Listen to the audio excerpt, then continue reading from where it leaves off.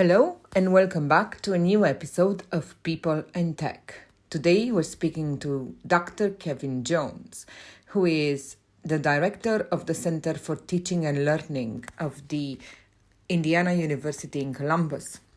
Not only that, but he holds a number of other incredibly impressive positions that have to do with the study of ethics, of management, and that of humanity in different aspects.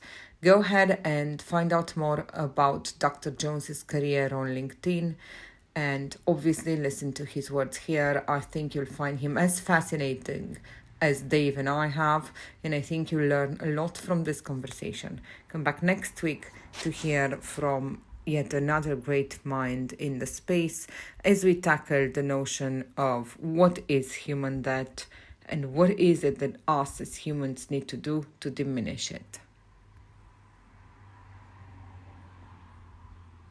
Hello, everyone, and welcome back to the People and Tech podcast. As usual, we want to talk about that intersection where technology meets humans and whether or not there is any human debt in organizations. We have an amazing guest today, as you heard in the introduction. I hope you're excited already to hear Dr. Jones talk to us. And the reason we are that excited is that he has spent the last 5 or 6 years now, I'm joking, a good 20, 30, I didn't want to say an exact number, studying exactly what it is that makes organizations tick and what it is that makes them untick. So I have 100 million questions, starting from what is your favorite organizational theory to what exactly do we do these days. But before we go into them, welcome to the show, Dr. Jones. Thank you for speaking to us. And I'll tell a little cute, amazing story that absolutely kind of assuages my ego, of course, but outside of that, it really made me tear up when I heard, which is Dr. Jones was kind enough to say that one of my books was a topic of conversation in one of his classes. So hi and welcome, and thank you so much for telling us that. Well, thank you. And again, it's not, as I explained in our precast, I didn't put this book up there just because I'm speaking with you. It is a book that creates conversation, and most people right away say, that's it right there, people before tech. And then I add people with tech. Okay. We start with people and then we start with tech. And that's where I focus a lot of my work. I like that. You can probably have the TM of that. We have a people not tech company, people and tech podcast, but people with tech. We haven't done. You haven't. You can absolutely have it. And with all my heart, you should, because if I'm correct in reading what I read, I think you and I and all of us are on the same page, which is there is so much more that needs to be done inside organizations so that we now take heart. Is that the correct thesis? Do we share this? Yes. We are all in a transition, and when you sometimes talk to people, they'll say things like, "Oh, we've never ever been in this type of transition before." And I said, "Well, that's not correct. We've gone through many transitions over all of time. It's the difference. The difference, though, right now is the speed of the change, the acceleration of the change, where all right, did we change from corded phones to cell phones? Yes. Well, that occurred over a period of time. But how about generative AI? We went from ChatGPT to AI agents seemingly in a blink of an eye. And that is what is different about change. And that is one of the hardest things for people to adapt to. Change is hard for people to adapt to, A, but B, accelerated change makes it even more difficult. Yeah, so that leads us into the eternal question. I think really, is AI coming to get us, and when's it going to come and get us? We spoke about those other changes from cell phones and the gradual evolution. I mean, is AI a one-way door that we have to leap through? Yeah. Well, sure, you get this question all the time, Dr. Johnston. Yeah, I do. And I've had the opportunity to hear Yoshua Bengiola, okay, and I've heard Jeffrey Hinton speak, on video. And, I've heard a number of people talk about the potential futures that could be. Okay. And my answer is a little different than some, is yes, we have to keep our eyes toward the future and what could be, but I have to deal with today. Okay. I can't be worried about the end today, because maybe the end is today, but last time I checked, I have a lot to do today. So I always you have to keep your eye open. You have to have conversations, and you have to speak to the ethicality of what does it mean for the continued advance of all different types of technologies. But we shouldn't obsess about that. Today, what I have to do is learn as much as I can to maximize my effectiveness, my potential, my productivity, myself with technology. So, yes, it may be the end, but you know what? It may always be the end. So I don't spend my life worried about the dystopian view of technology, because, oh, by the way, that's been preached since I've been a baby. Absolutely. I can say that for sure. I like that lens. I also say this quite honestly, maybe too much these days, but I feel like the era where we should be worried about whether or not AI is coming and what or not we are doing within technology is a bit of a misnomer, if you wish, because what we need to get best at are the things you very briefly touched on earlier, and those we have to do irrespective of what happens, irrespective of who we work for, in what industry we work, and when we work. As existing generations on Earth, we have to get better at this human work. The empathy bit, the communication bit, the kindness bit, the being a person who opens up bit, the being courageous bit, the being curious bit. All of those things things that we have to work on. And we know, right? Anyone listening to this who spent 5 minutes doing a little bit of self-work knows that that's a daily slog. And until such time that we do this daily slog more willingly and without moaning that it's happening to us, it's probably going to be difficult to move any further. So I like that. Let's not even worry about whether or not it's coming to get us, because it's not coming to get us anytime during our lifetime, to be fair. Equally, obviously, as well you said, there are many things to consider for what we leave behind. And I've spent personally, I've had a number of life moments recently, and we are in the middle of Pride Week, so it's worth expressing that. To me, the moment humanity is in has multiple ramifications, and this part of it, whether humans are able to avail themselves of the humanity combined with the technology, is absolutely fascinating, because it touches on our identity, on our social moments, on our geographies, on our absolutely everything. So I love where you're at. You're the thinker in the middle of it all. What do you see around you from other people that are preparing to become? I'm expecting you to meet both thinkers and doers, correct? Yes. Yes. Yeah. Well, there's a range, as you can imagine. There are, and I'll speak of the microcosm of my workplace as an example. Okay, it's a small part of Indiana University, Columbus.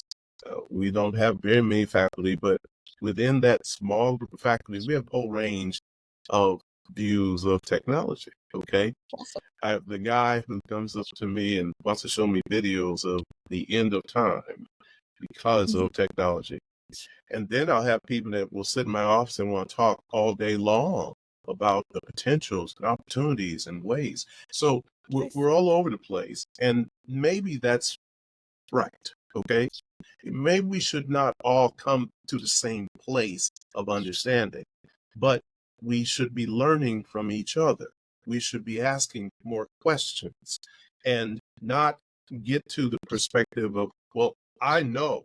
And that's one of the nice things I will say about the current age of technology, because we cannot point to a person and say, oh, wow, they have all the answers. That's right.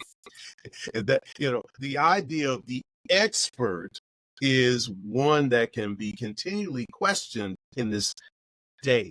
What can occur today is you can have expertise, but you cannot be an expert plural, because even if you're an expert, you have to keep learning and keep growing. If you're not learning and growing and you have fixed your expertise, well, we can say for sure you are not an expert. Very true. And it's this continuation, this continuous need for curiosity is what I return to all the time, because you cannot mandate that organizationally. And we know this, having seen hundreds of thousands of organizations in our lifetime, whether we read about them or we experienced them firsthand. I've been both a consultant and an entrepreneur in tens of organizations. And one thing that is in common in all of them is that unfortunately this human debt that I keep returning to is existing, whether it has different forms, whether it's ignored or not, whether people want to admit it or not, that's irrelevant. But the commonality of its existence is there. So I always say that maybe the way around it is to find enough of the fundamentals. And curiosity is a fundamental, empathy and kindness is obviously a fundamental. And if we can return to those big ones, language and clarity, when we talk about communication and coming from a good place so that you intend communication in a good way, is a fundamental. And if we can have those few in place, then I feel like we are in a much, much, much better place from all points of view. Would you agree or disagree? I agree 100%. When, again, not to overhype your book, but again, the word Someone has to. That's a joke. It's not going to be asked. It's very bad. That's okay. But you know, the emphasis in all of our work must be people. And again, I realize not everybody thinks in that way.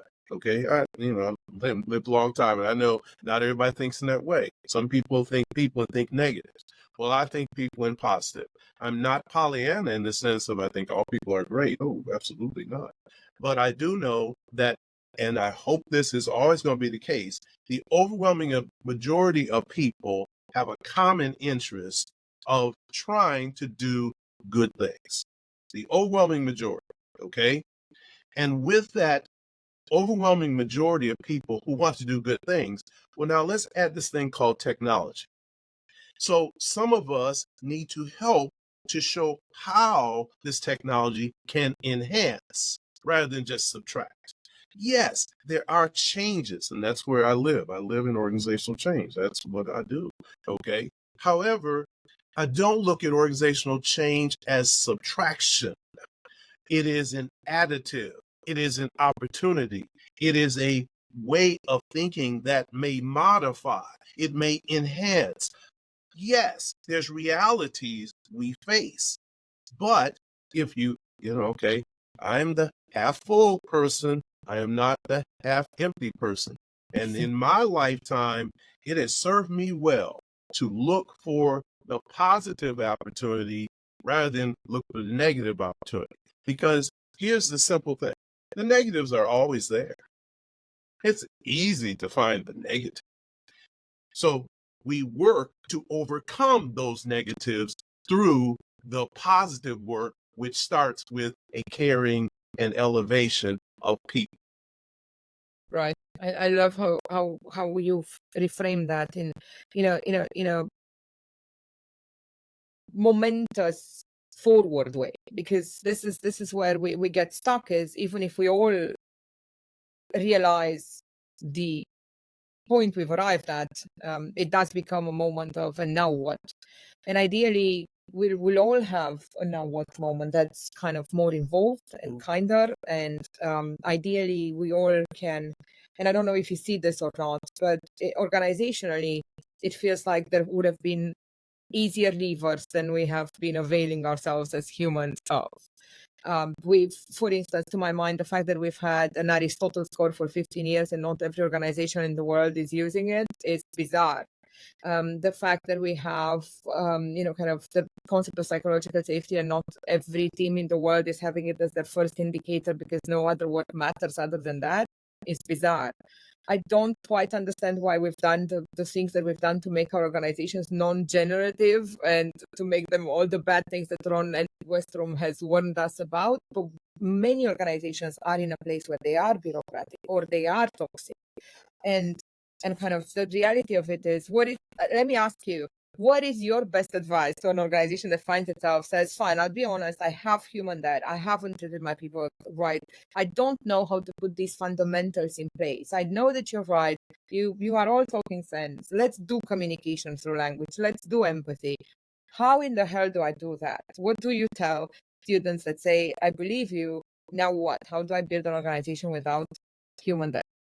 Well, and that's one of the great opportunities I have as a college professor, especially work with MBA students, because I can say a number of things, because I teach business ethics and I can say about doing the right thing. And I'll have students look me straight in the eye and say, okay, how do we do that? And what they do is they're not just asking a question, they're giving examples of in their experiences, even though younger than I am, in their experiences, what they've seen. And they're not saying they don't believe me, but they're saying, okay, tell us how you do this. And I say, well, in all truth, I don't have an answer for your workplace. I don't have an answer for your boss or your leader, but I have an answer for you. If we can focus on ourselves and our own sphere of influence, and some people call that minimalist, okay, maybe it is, but within my sphere of influence, I can create a positive space. Mm-hmm. I have 2 employees, okay? I've had more. I've had up to 300, but right now I have 2 employees, okay? And with those 2 employees, I have a sphere of influence. And what can I do? Using the term psychological safety, I can create that space within those 2 employees. Now, does that affect the entire organization? No. But can I affect 2 people whose lives intertwine with hundreds of other people? The answer is yes. So call me minimalist, but when I tell my students, if each one of you, the 20 of you walked away and focus on making things better in your workspace with your people, the people you interact with, your peers, your network, well, while we don't solve the world's problems, we surely create a space of improvement through your individual work. Is that a number that they can put on it? Do they know that if they don't do that, their enterprise can't thrive? Yeah, we can do that. We talk about that. I got the number, you got the number, but do your students know that there's a number Yeah, or not doing that work? that's called instruction. Have them think through that. Okay, we have them think about their sphere of influence, and part of some people say you just sort of pump them up, but the truth is we don't know what their potential is. We don't know what types of leadership roles they will have. So you can start with where they are right now, but we talk a lot about where you may be. And where you may be, you may find yourself in a position where you have 300, 500, 1,000, 3,000. Okay, now, do you have to change what you believe in terms of your values, in terms of your ethics, because you have 3,000? Well, while some business leaders would argue with me, yes, you do, I will tell you through, okay, how long have I been in the workplace? Here we go. I'm going to give my age away, but I've been in the workplace for 40 years, okay? Okay, 40. And so, well, actually, I cheated. Let's call it 45. 45 years. I've been in the gainful employment. I'm impressed, Dr. Jones, but I've been doing this for 30. Okay, well, there you go. Well, see, okay, so in 45 years, I can tell you I've seen really bad leaders. I've seen some evil leaders. Here's an example. Let me give you an example of an evil leader. Now, this was not the senior leader. He was in the C-suite, but he was a vice president, okay? So he was not just anybody. And we were having a layoff, okay? We were having our first layoff at this organization. And, I didn't really want to be a part of it, but I was in the area where I had to be a part of it. So we went to get some advice from our leader because some people were struggling with it, right? And he looked at us and he said, what you do is you look at them with your teeth and you, pardon the expression, F them with your teeth. Because that's the way it is. We're going to do these layoffs, whether they like it or not. I What wish do you everyone do? could see this, you guys. If you're only listening to this and you're not seeing it, catch this on YouTube so you see Dr. Jones's exact expression and you will absolutely get this. What do you do? What do you Yeah. do? I mean, okay, I quit, walk out the door, quit. Well, I had a family and, mortgage and car. I'm kind of stuck in this. This is the leader. This is a person 3 levels above me, and this is their attitude. Well, okay, fast forward, because I could go on with this same story. Part of my job was to share the benefits package and the things that they're being laid off, but there's some things that the company was providing them at the time. Not a job, but we were trying to help it transition in a small way.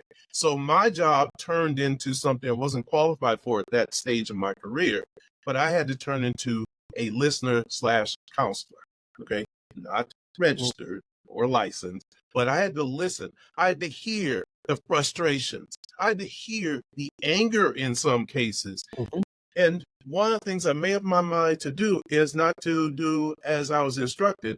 Okay, move on to the next, give them the package, say thank you, and move on.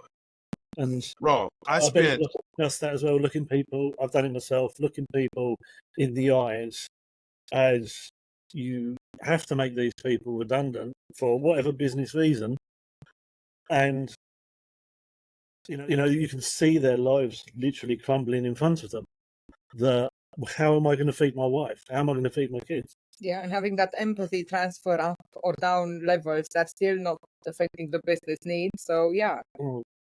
And I would say that stuck with me my whole career. And just like with everything, when we experience negatives, it sometimes is shaping and helping, because I know for a fact that subsequent to that time, if I've ever been in a position where I've had to let someone go, I make sure that I ensure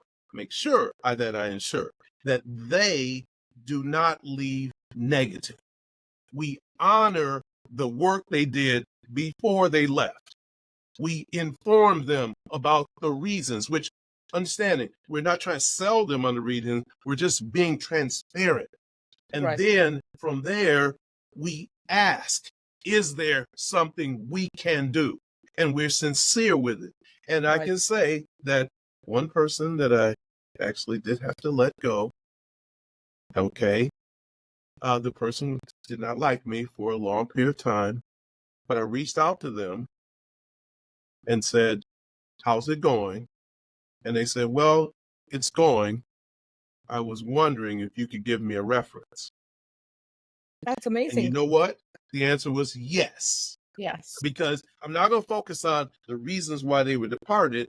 Right. I'm focusing on the work that they did before they were departed. And therefore, I was able to give reference, and they were able to get the next position. Yeah. And then that restored an ongoing network contact. So periodically they'll check in with me and I'll check with them. And why? Why would they talk to someone who actually fired them? Right. Because you said it, you put your finger in the restoration is the key there, isn't it? And I think this is key to something that I've been on and on lately about, which is that human debt is bigger than just in the workplace. We have human debt everywhere in our relationships. We have left things undone properly. We're not doing the right things anymore. We're not doing the right thing by each other anymore. And I feel like because of that, a lot is left with bad will, a lot is left with bad intentions, a lot is left hanging. We feel guilty towards people. We never finish up things. It's a never-ending carousel for some people where that in business becomes the fabric of the human debt of a place. So to mitigate against that, amongst these fundamentals that we were talking about, the way that you're bringing this in is that we need to bring ourselves to a place where we're honest and we are authentic and we are from the heart, and we can do something that in our relationships is useful as well. And finally bring back to the point, which is rupture and repair, which is the basis of all flexibility and elasticity in human relationships. And if we are unable to do rupture and repair in business, it's because we leave things too unwell and too unelegantly disputed in a fashion that leaves us settled and understanding where to go forward, as in your story. So the more we can do that, the more we can understand that there is option repair. There will be things that are left unclear. There will be moments of humanity where we don't do our best. We aren't our best. We show up as humans at work. Let's remember that we are human beings at work. That's probably, I feel like it's always the root of all evil, where we can point, where we see these days CEOs and CROs. You see them all every day when you meet them. What do they tell you about seeing this human that from the point of view of what Dr. Jones is preparing with these leaders? Do they see the same things? I've stepped out of active business, if you wish. I don't talk to these CEOs and chief risk officers every day, all day, every day, no less, because it was killing my soul to hear that they have very little that they can do to fix HR or their companies. But you hear this every day. Yeah. Do they need new leaders coming in, having had these avenues of instruction from Dr. Jones to bring that to the business world, or is that there already? No, definitely. I think there is a tipping point. It seems to be around at the moment, and especially, we was watching the Boeing documentary a few nights ago, and how that was an absolute disaster of a company from just covering up basic safety facts all the way through. Yeah, And how unfortunately, that we have ties to psychological safety. and we have at least 5 or 6 examples that are active examples of that happening today with clients of ours. So it's really hard to watch. And when we think about now FCA regulations coming in around, psychological safety, and there's no magical cure for, say, the inverted commas whistleblower or suppressing a whistleblower. But if we have some psychological safety training, etc., within inside of that, the FCA is looking upon those activities a lot more easily in terms of if you were to hit an issue with a rogue employee.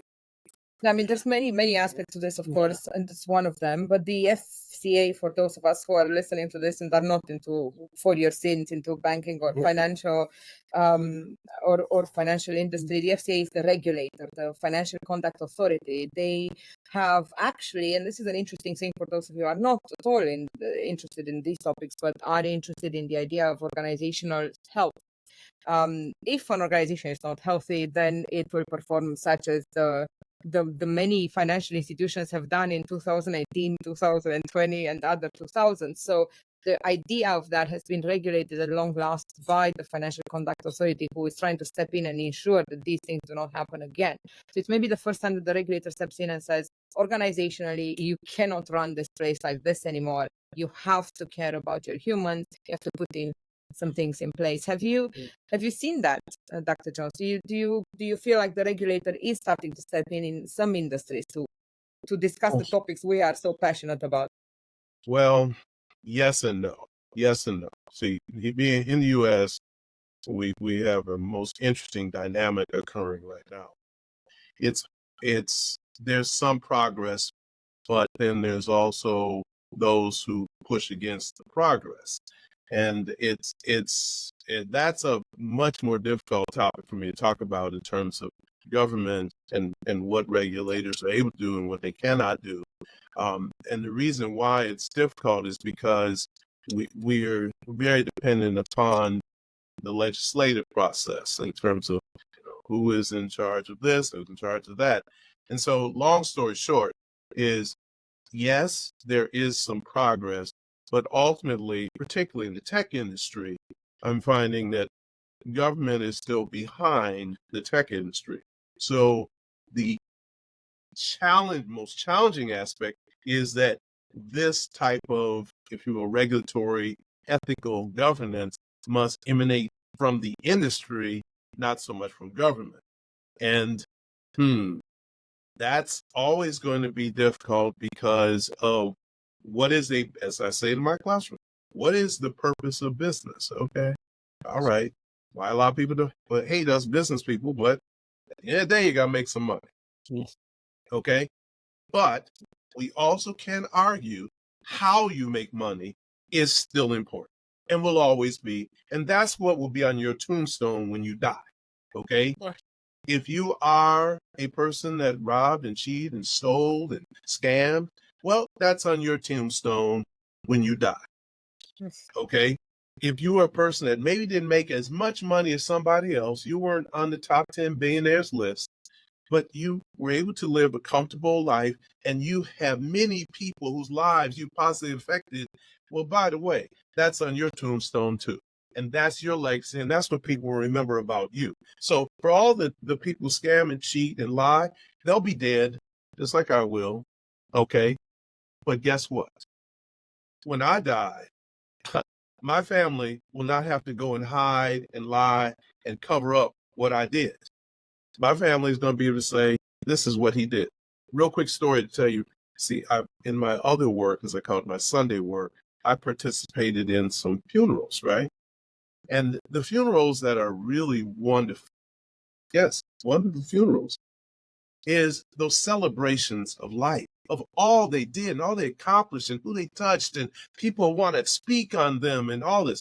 And then there's those other people from time to time where we have to sit in the room and think of some good things to say to just comfort the family.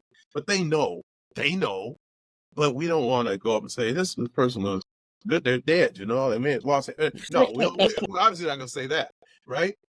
But you see, you have a choice, even as a powerful leader, even as a manager, even as an employee, you have a choice of what you want your legacy to be like, because all of us are going to have a legacy.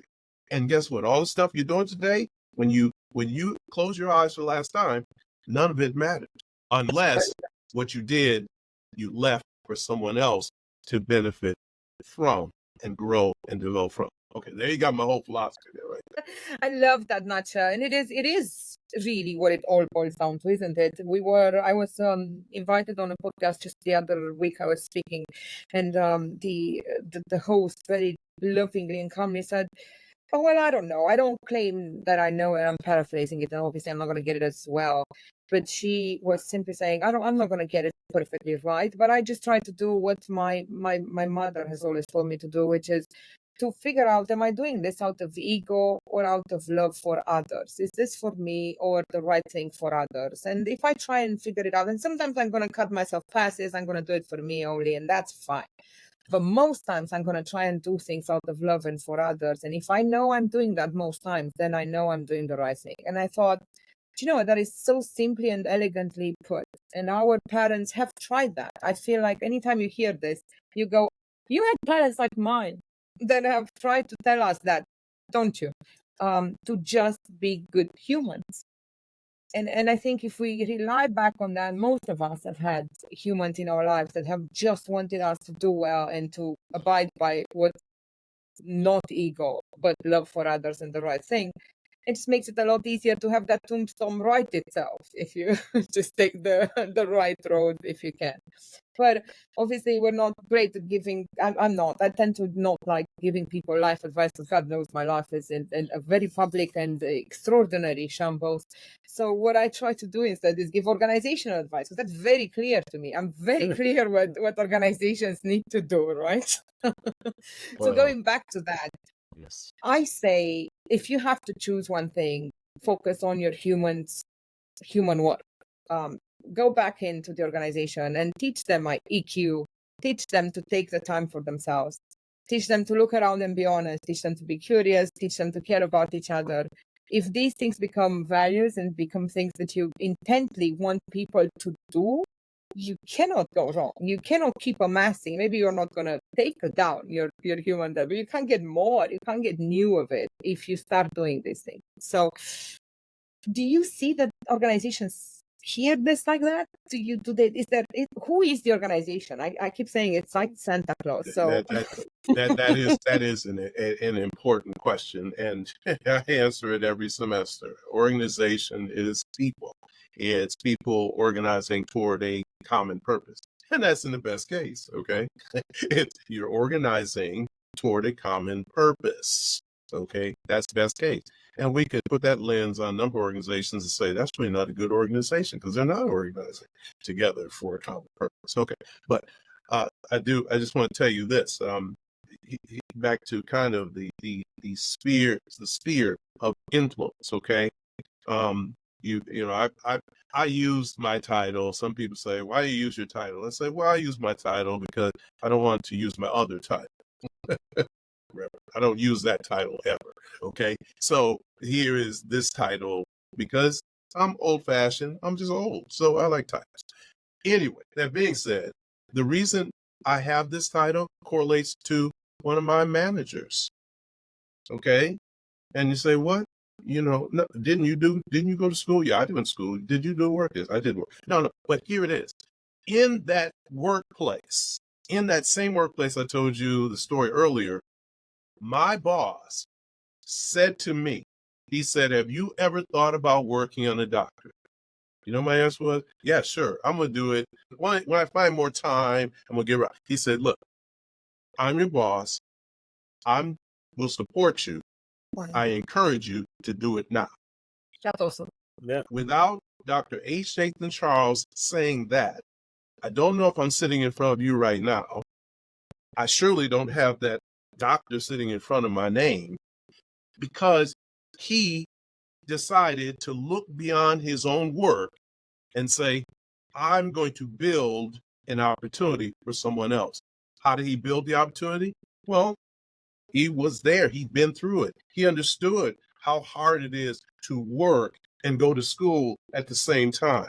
And I'll stop with that story, but it comes all the way back to in organizations. Here's the question I ask for managers and leaders. Are you doing that for anybody? Are you looking beyond yourself and your own work and saying, is there anybody there that I can, even if it's just one, am I finding that one person saying, hey, I see your potential and I'm going to do whatever I can to maximize your potential? Because you know what? 30 years later, you can see that person on whatever the technology will be at the time, and you can feel proud every time you see them. As I tell Dr. Charles, say, every time you see me accomplish something, you have a piece of it. Oh, and he that's says, lovely. That's a beautiful story. He says, just remember, you did the work, though. I said, yes, but you made the opportunity for the work. So that is an amazing story. And I like that yard measurement stick. Are you doing that for anyone else? And let me be honest to people listening to this. If you're not anyone's mentor, look to become someone's mentor as a professional, because it is an amazing step.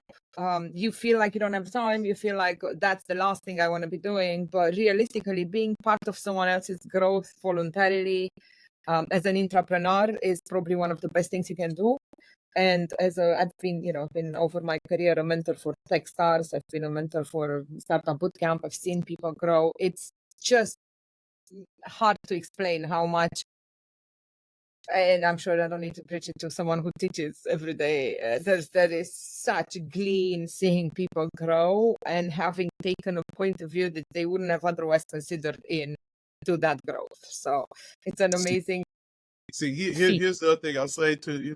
I'll say, okay, if you're in the type of work where you say, I don't have time to do it, then I tell you what, save your money for a period of time, build up some money, put some money in the bank, and then go take a little part-time job in higher education. Okay, teach an adjunct. If you're an expert in anything, if you're a professional, find yourself part-time. And yes, while it's not a panacea, students can be challenging and grading. Nobody likes to do it. But you know what? In the midst of all that, you will find yourself an opportunity in education to help somebody change their lives. And there is no better feeling than you didn't seek it, you didn't script it, you just happened to be there and you were available to help someone change their lives. If you can't get excited about that, then you lost your consciousness many years ago. You lost your consciousness. You're not even awake. You sleep. You're working. You don't even know what's going on. If you cannot get a good feeling out of helping somebody, you're downright evil. But outside of that, you need to fix yourself, because where we get our joy is through the helping of others. And that's available to everyone. And I know it sounds like we are sometimes preaching from an ivory tower. We are absolutely not. No matter what industry you're in, when you're listening to this, your sphere of influence, as Dr. Jones put it, your team, the people around you, you're the first line of support to getting that psychological safety in today. You're the one that can bring it in today. You're the one that can open up first. You're the one that can bring others to open up in that same space. There's something to be done to be someone's human work hero, no matter where you are when you're listening to this. Yes. So we cannot thank you anymore for the amazing perspective and for coming on the show to talk to us. It's been absolutely inspiring. We'd love to have you again. I have a couple of more questions. And then we can talk about tech-led culture as well. That brings us into does technology and the way that technology is needing us to communicate these days provide the answer for how human we're going to become over the next 20, 30 years. And I'd love to hear your perspective on that. We don't have a lot of more time today, but on the next episode. Well, that was a teaser to leave it on. I hope so. Well, it's Thank been you so much. it's been a true pleasure. It really has. I just, I wish I was where you are. I tell you that. It's a lovely place where we were. The circumstances could have been better. Well, that's okay. But you are there now, Yes. and you can Yes. turn behind you and see those beautiful mountains. And hey, more It power is- to you. And so There here we is go. no more beautiful place ever, and I thank you so much for being here and for bringing this up because one of our to-dos. Live long and prosper. Thank you, and same here. Thank you. Bye. Thanks very much. See ya.